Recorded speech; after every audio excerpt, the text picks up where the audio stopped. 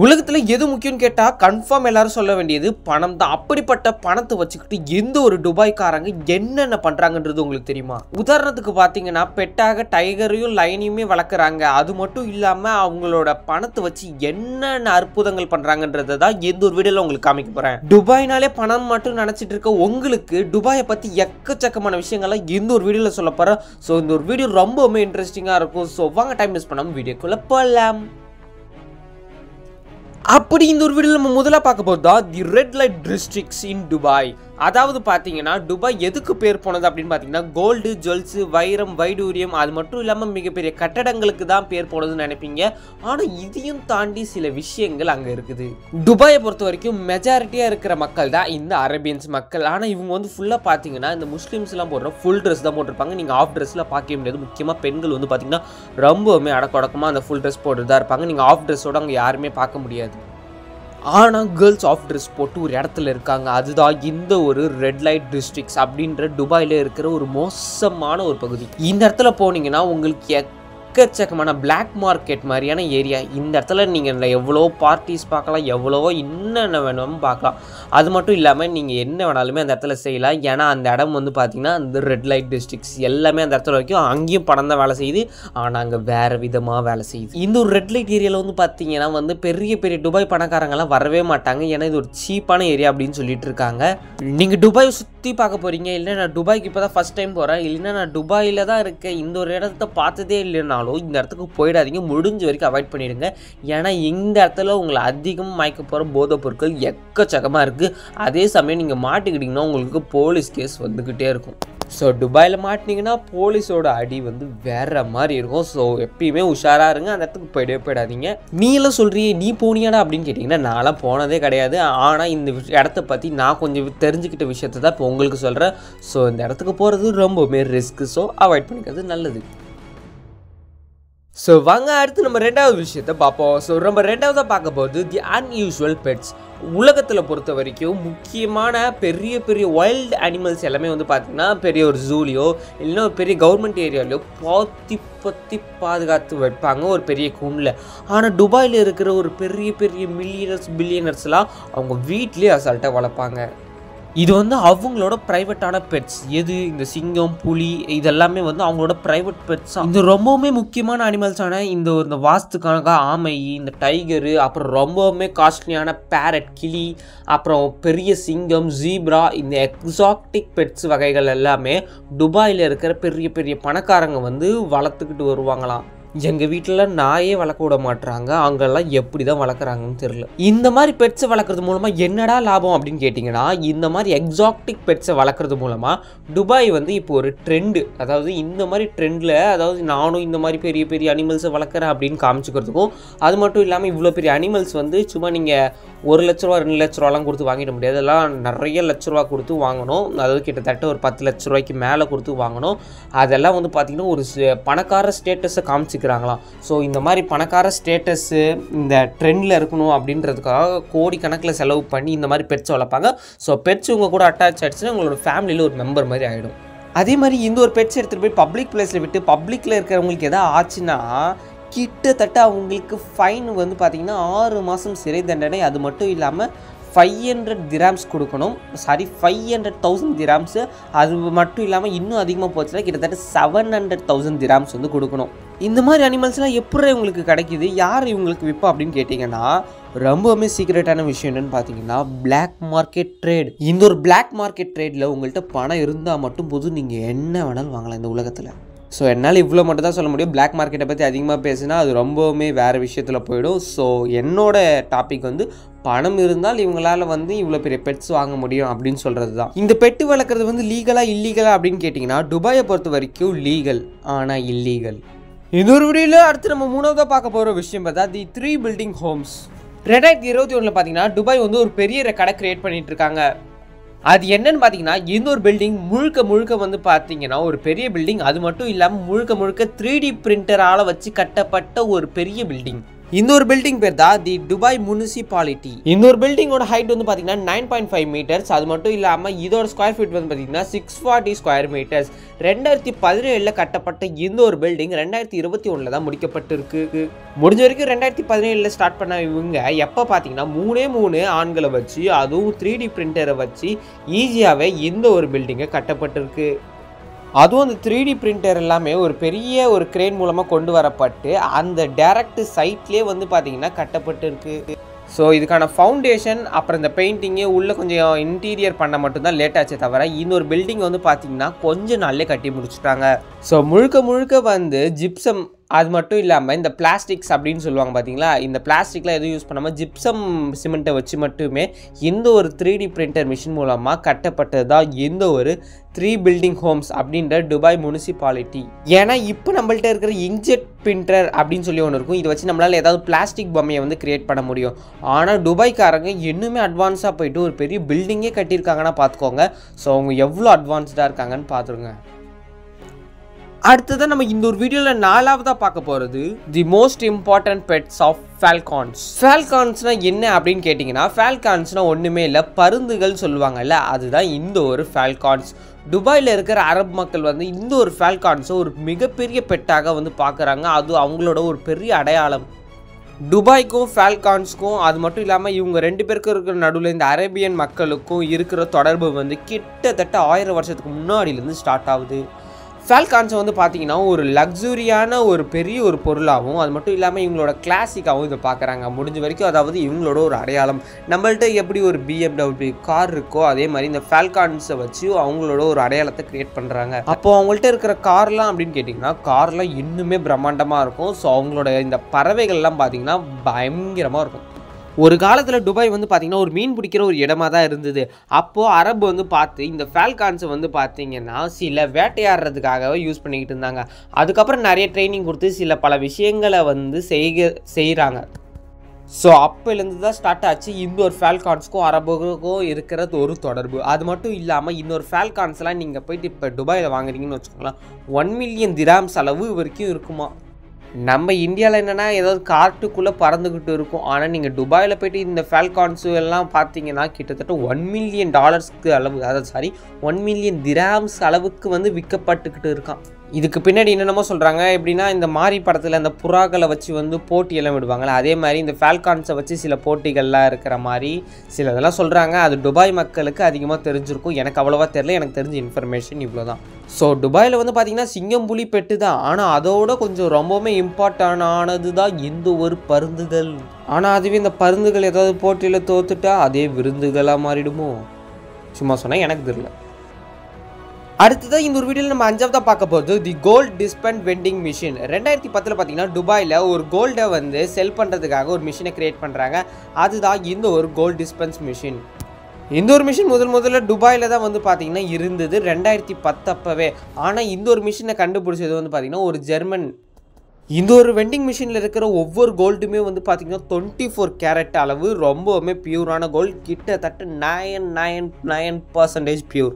2017 அப்போ இந்த ஒரு மிஷின் வந்து பார்த்திங்கன்னா முதல்ல ஓப்பன் ஆன மிஷின் வந்து க்ளோஸ் ஆகிடுச்சு. ஆனால் அதுக்கப்புறம் கொஞ்சம் மாதங்கள் கழிச்சு துபாயில் நிறைய இடத்துல வந்து இதே மாதிரி கோல்டு டிஸ்பென்ஸ் மிஷின் வந்து ஓப்பன் ஆகப்பட்டது. அதாவது நம்ம காசை உள்ளே போட்டால் போதும், நம்மளுக்கு தேவையான கோல்டை வந்து நம்ம செலக்ட் பண்ணிவிட்டு அதுக்கேற்றதை வாங்கிக்கலாம். அதுவும் அந்த கோல்டெல்லாம் வந்து பார்த்திங்கன்னா பியூர் கோல்டாக இருக்குமா. நம்மளுக்கு புதுசான கோல்டு பார்ஸு, அந்த கோல்டு விதவிதமாக டிசைன் செஞ்சு வச்சுருப்பாங்க. அது மட்டும் இல்லாமல் சில்வர் கூட இப்போ நிறைய ஆப்ஷன் வந்திருக்கான். ஸோ இந்த மாதிரி எல்லாம் போட்டு வெண்டிங் மிஷினில் எடுத்துருக்கலாம். நம்ம இந்தியாவில் இப்போ தான் வந்து பார்த்திங்கன்னா இந்த கொக்கோ கோலா எடுக்கிறதுக்கு ஜூஸ் பாட்டில், சிப்ஸுக்கே அப்புறம் அந்த சாக்லேட்ஸ்க்கு வந்திருக்கு. இந்த மாதிரி கோல்டு மிஷின்லாம் வரணும்னா எவ்வளோ நாள் தான் ஆகும். இப்போது நீங்கள் சில பேர் கேட்கலாம், அதாவது இந்த மிஷின்லாம் ராத்திரியோட ராத்திரி யாராவது தூக்கிட்டு போயிட மாட்டாங்களா அப்படின்னு கேட்டிங்கன்னா அப்படியெல்லாம் கிடையாது. இது வந்து ரொம்பவுமே செக்யூரிட்டியான இடத்துல தான் வைப்பாங்க. அது மட்டும் இல்லாமல் இது சுற்றி வந்து பார்த்திங்கன்னா ஒரு 3 கேமராஸ், லைவ் கேமராஸ் இருந்துக்கிட்டே இருக்கும். அது மட்டும் இல்லாமல் ஒரு போலீஸு 2 போலீஸ் வந்து இதுக்கு பாதுகாப்பாக இருந்துக்கிட்டே இருப்பாங்களாம். அது முக்கியமாக இந்த மால்ஸில் தான் இது அதிகமாக வைப்பாங்களாம். நீங்கள் எடுத்துகிட்டு போகிறதெல்லாம் அவ்வளோ ஈஸி கிடையாது. ஸோ அதை சுற்றி அவ்வளோ செக்யூரிட்டி இருந்தால் நம்ம எப்போ போய் எடுத்துக்கிறது அப்படின்னு கேட்டிங்கன்னா ஒன்றுமே இல்லை. நீங்கள் எப்பயும் போல் போய் காசை போட்டிங்கன்னா அதுக்கு தேவையான கோல்டை வந்து நீங்கள் எடுத்துக்கலாம். அது மட்டும் இல்லாமல் ஏன் இந்த மாதிரி மிஷினை வந்து கண்டுபிடிக்கிறாங்கன்னு பார்த்தீங்கன்னா ஒரு சராசரி மனிதனும் ஒரு பெரிய மனிதனும் வந்து ஈக்குவலாக வந்து பார்த்திங்கன்னா இந்த ஒரு மிஷினில் எடுத்துக்கிறதுக்காக ஒரு ஈக்குவாலிட்டிக்காக ரெடி பண்ணது தான் இந்த ஒரு gold dispensing machine. Dispense machine. அடுத்ததான் நம்ம இந்த ஒரு வீடியோவில் 6வதாக பார்க்க போகிறது தி மேனுஃபேக்சர் ஐலாண்டு.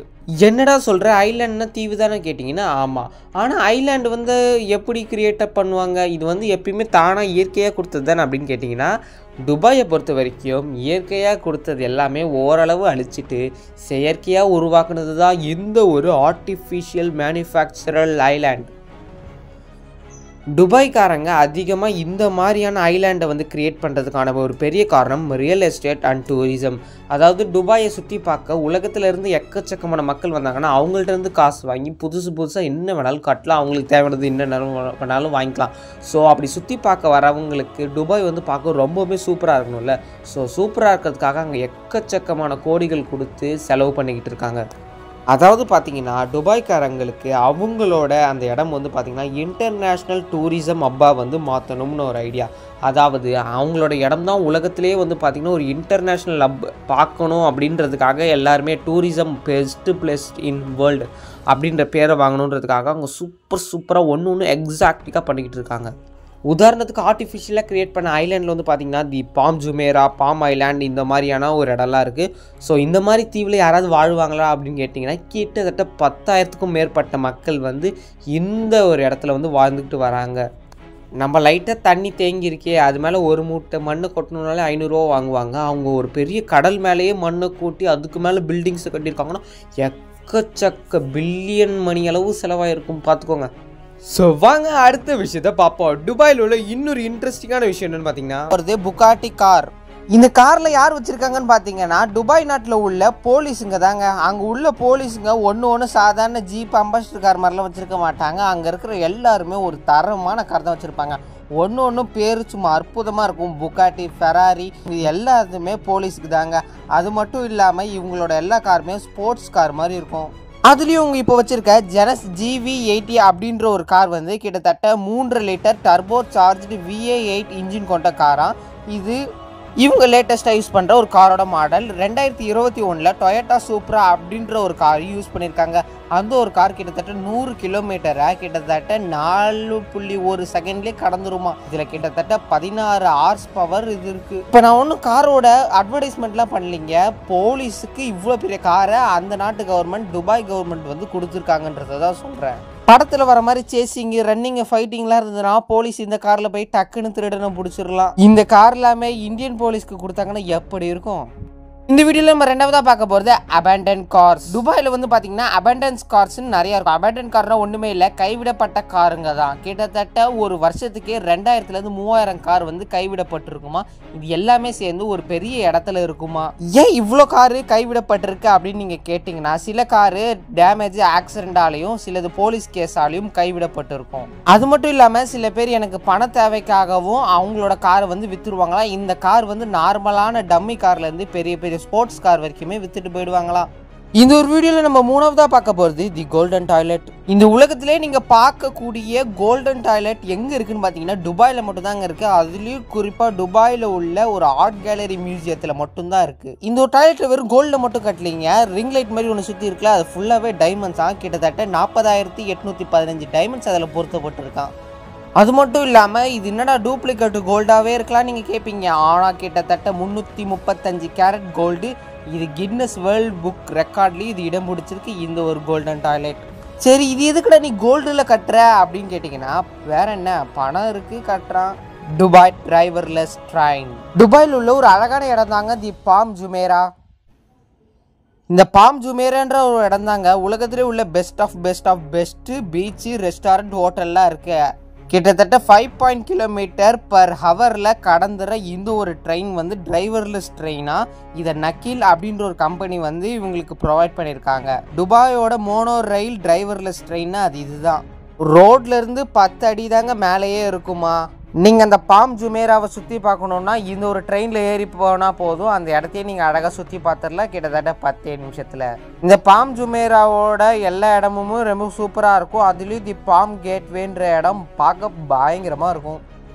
தி பாம் கேட்வே ட்ராவலருக்குள்ளே நீங்கள் வந்தீங்கன்னா போதும், கிட்டத்தட்ட 1600 பார்க்கிங் ஸ்பாட் இருக்குது. அதுலேயும் முக்கியமாக நீங்கள் சாப்பிட்றதுக்கான ரொம்பவும் டேஸ்ட்டான ஃபுட்ஸ் எல்லாம் கிடைக்கிற ஒரு இடம் இருக்குது. அது மட்டும் இல்லாமல் உலகத்திலே பெருசாக உள்ள லார்ஜஸ்ட் ஃபவுண்டெயின்ஸ் அப்படின்ற நீரில் அந்த அழகாக அப்படியே ஃபவுண்டெயின் மாதிரி இருக்கும் இல்லைங்க, அந்த ஒரு இடம் துபாயில் தாங்க இருக்குது. அதுலேயும் துபாயில் முக்கியமாக இந்த ஒரு இடத்துல தான் இருக்குது. இது பார்க்க கிட்டத்தட்ட ஆயிரக்கணக்கான மக்கள் வந்துக்கிட்டே இருப்பாங்களாம். ஹியூமைடு பிகாஷ் உங்கள்கிட்ட பணம் இருக்கா, அந்த பணத்தை எப்படியெல்லாம் செலவு பண்ணலான்றதை இந்த ஒரு பையனை பார்த்து கற்றுக்கலாம். ஏன்னா இந்த ஒரு பையனுக்கு அதிகமாக கார்ஸ் மேலேயும் பெட்ஸ் மேலேயும் தான் அதிக ஆசை இருக்குமா. அதனாலே துபாயில் உள்ள ஃபேமஸான ஒரு கார்ஸு, அப்புறம் அது மட்டும் இல்லாமல் பயங்கரமான விலங்குகளான சிங்கம், புலி, இது எல்லாத்தையுமே அவனோட பெட்டாக வளர்ப்பானா. துபாயிலே உள்ள ஒரு பெரிய ப்ரைவேட் ஜூ இவனுக்குன்னு தனியாக இருக்கான். அது மட்டும் இல்லாமல் இவனுக்குன்னு தனியாக ஒரு ப்ரைவேட் ஷிப்பு, தனியாக ஒரு ஜூ, இது எல்லாமே இவனுக்கு சொந்தமானதான். இந்த ஒரு பையனை பார்க்குறப்ப நிறைய பேருக்கு பொறாமையாக இருக்கும். ஏன்னா இவன் வேஸ்ட்டாக வெறும் சிங்கம் மூலிகிட்ட அந்த காசு எல்லாத்தையுமே வீணாக்குறான். அதுக்கு பதிலாக இவன் ஏதாவது இடத்த வாங்கி போட்டா வச்சு அவன் வருங்காலத்துக்கு யூஸ் ஆகும். இந்த காசுலாம் எங்கிட்ட இருந்ததுன்னா நான் எவ்வளவோ இடங்கள் நகைகள் தாங்க வாங்குவேன். இவன் பாருங்கள் சிங்கம் புலியை வளர்த்துக்கிட்டு டைமை காசை வேஸ்ட் பண்ணுறான். இவன்கிட்ட இல்லாத பொருளே இல்லைன்னு தான் சொல்லி ஆகணும். ஏன்னா இவங்கள்ட்ட இருக்கிற எல்லா பொருள், காரு, காஸ்ட்லியான வாட்சி, டைமண்ட்ஸுன்னு எக்கச்சக்கமாக இருக்கான். அது மட்டும் இல்லாமல் இவன் ஒரு சிங்கத்தை ரீசெண்டாக வாங்கியிருக்கான். கிட்டத்தட்ட $50,000 கொடுத்து வாங்கியிருக்கான். இது நம்ம இந்திய பணத்துக்கு சொல்லி ஆகணும்னா கிட்டத்தட்ட 4,16,08,000 வருது. சரி, அதை விடுங்க. அதோட பணத்தை அதிகமாக துபாய் நாடு எதுக்கு செலவழிக்குது தெரியுமா? துபாய் கவர்மெண்ட் அவங்களோட அதிகமான காசை அங்கே உள்ள பஸ் ஸ்டாண்டுங்களுக்கு தாங்க செலவு பண்ணுறாங்க. அப்படி என்னோட பெரிய பஸ் ஸ்டாண்டு அப்படின்னு நீங்கள் கேட்பீங்க. அதுக்கான ஆன்சர், அவங்க இருக்கிற பஸ் ஸ்டாண்ட் ஒன்றுமே ஏசி பொறுத்தப்பட்டு இருக்குமா. நம்ம இந்தியாவில் என்னதான் பஸ் ஸ்டாண்ட் கட்டினாலும் அங்கே என்னென்னமோ கிறுக்கி வச்சு எச்சு துப்பி அசிங்கப்படுத்திடுறாங்க. ஆனால் வெளிநாட்டில் ஒரு பஸ் ஸ்டாண்டும் சூப்பராக இருக்கும். அதனால தான் ஏசி எல்லாம் போட்டு வச்சுருக்காங்க. துபாயில் கிட்டத்தட்ட 636 பஸ் ஸ்டாண்ட் இது மாதிரி ஏசி பொருத்தி இருக்குமா.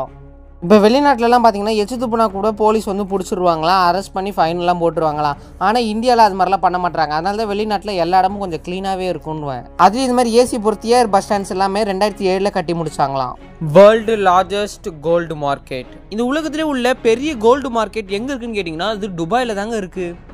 இங்கே ஒரு நகையும் சும்மா பெருசாக சும்மா பயங்கரமாக இருக்கும். அது மட்டும் இல்லாமல் இங்கே வெறும் கோல்டு மட்டும் தான் கிடைக்கும்னா அது மட்டும் கிடையாது. இங்கே கோல்டு, டைமண்ட், அதுலேயும் விலை உயர்ந்த பிளாட்டினம்னு ஒன்று இருக்குல்ல, அதையும் இங்கே தான் கிடைக்குமா. அது மட்டும் இல்லாமல் நீங்கள் ஒரு கோல்டு இப்போ இந்தியாவில் வாங்குறதுக்கும் துபாயில் வாங்குறதுக்கும் ரொம்பவும் டிஃப்ரென்ஸ் இருக்குது. துபாயில் வந்து பார்த்தீங்கன்னா அவங்களோட நாட்டு பணத்துக்கு படி அது கம்மியாக தான் இருக்கும்.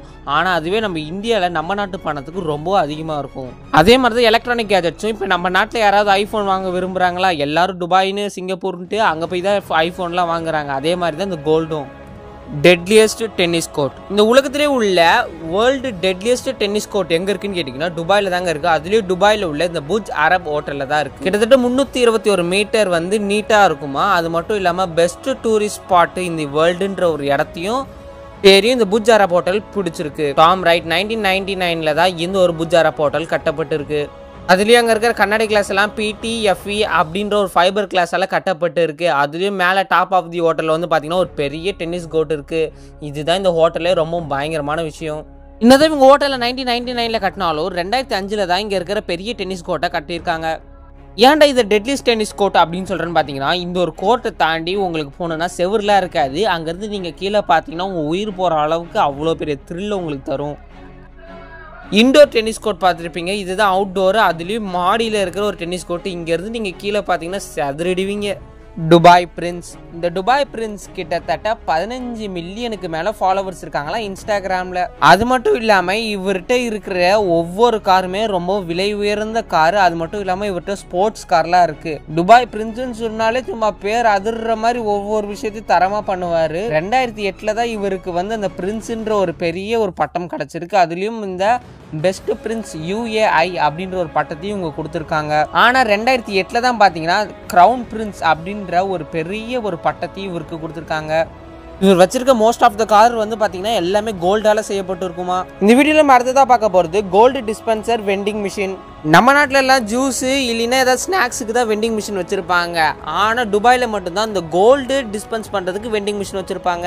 உங்கள்கிட்ட இப்போ காசு நிறைய இருக்குது, அந்த காசை வச்சு நீங்கள் ஒரு கோல்டு வாங்கணும், ஆனால் எனக்கு கடைக்கெல்லாம் போய் வாங்கக்கூடாதுன்னா நீங்கள் இது மாதிரி ஒரு வெண்டிங் மிஷினை பார்த்துட்டு உங்கள் காசை மட்டும் போட்டால் போதும். அதுக்கேற்ற மாதிரி கோல்டு வகை வகையாக ரகரகமாக இருக்கும். இந்த மாதிரி ஒரு வெண்டிங் மிஷின்ஸு கிட்டத்தட்ட 50 இருக்குது ஆல் ரவுண்ட் ஆஃப் துபாயில். இதில் இருக்கிற நீங்கள் ஒவ்வொரு கோல்டுமே சாதாரணமாக நினச்சிட வேணாம். அதுவும் துபாய் கோல்டுனா ரொம்ப வேல்யூபிள், குவாலிட்டி மற்றும் பியூரிட்டி அதிகமாக இருக்குமா. ஓகே வியூவர்ஸ், இன்னைக்கான வீடியோ முடிஞ்சிச்சு. இந்த வீடியோவில் உங்களுக்கு பிடிச்ச விஷயத்தை மறக்காம கமெண்ட்ல சொல்லுங்க. இந்த வீடியோ பிடிச்சா லைக் பண்ணி ஷேர் பண்ணி மறக்காம நம்ம சேனலை சப்ஸ்கிரைப் பண்ணுங்க. இன்னொரு சூப்பரான வீடியோ பார்க்கலாம். Tata bye bye, see you.